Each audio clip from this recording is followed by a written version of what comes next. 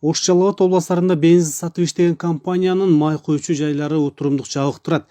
Өзүн Кенже деп тааныштырган кызматкери жакында алардын жумушу өз нугуна түшөөрүн айтат. Жабыл элеги азыр кайрылатабыз өзү 2 күндө. Эми биздики азыр жакта жетекчилер алмашып атат да, жетекчилер.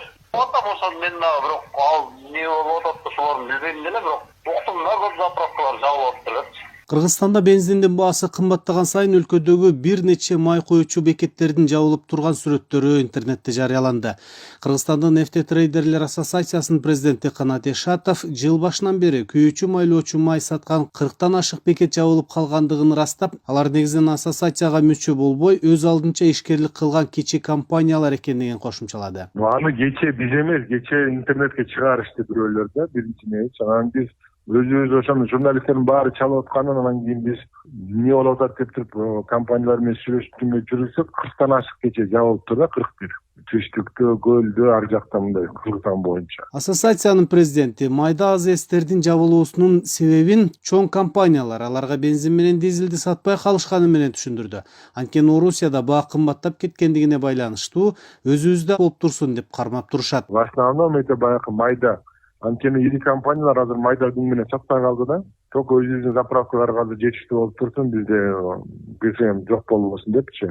Ошентип азыр кармап турушат. А эми кээ майдалар барго, 1-2 заправкасы бар. Ошолор азыр эме таба албай, объем таба албай жабылып атабыз дейт. Анткени кымбат болуп атат Россиядан депчи. Эшатов бензиндин басымынан ары дээрлик 10 сомго чейин кымбаттай турган болжолу менен бөлүштү. Азыр Орусия 1 тонна бензин менен дизелдин баасын $100-120 чейин көтөрүп жиберди. Сентябрдын башында эле $700 сатып турушса, эми $800-820 сата баштады. Бул деген Кыргызстанда келерки айдагы бааларга сөзсүз таасир этет дегенди билдирет. Ишкерлер баанын кымбатташын алдын алуу үчүн бензинге акциздик салыктын ченин убактылуу төмөндөтүүнү жана дизелдик отунду импорттоодогу кошумча нарк салыгынан бошотууну өкмөттөн суранышкан.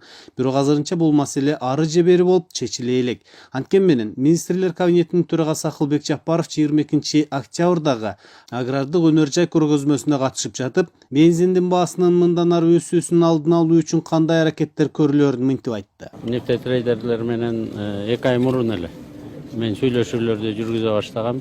Тилекке каршы Россияда салык маневрун жасай албайбыз.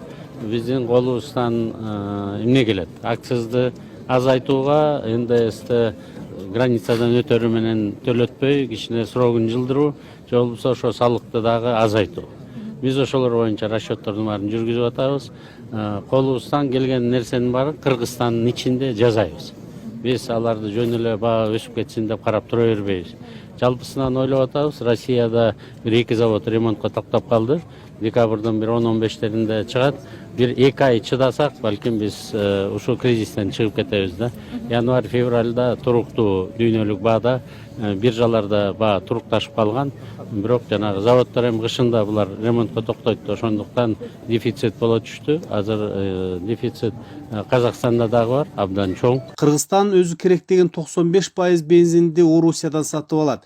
Баанын өсүшүнөн улам бул мамлекетке альтернатива катары башка өлкөлөрдө, мисалы Иран, Түркмөнстандан сатып алуу демилгеси көтөрүлгөнү менен ишке аша элек. Буга жасалма тоскоолдуктар болуп келгендиги айтылып жүрөт. Эске салсак, Кыргызстан жылына 1,5 миллион тоннага жакын күйүүчү май керек дейт. Асанбек Пазыл, Биринчи радио, Ош.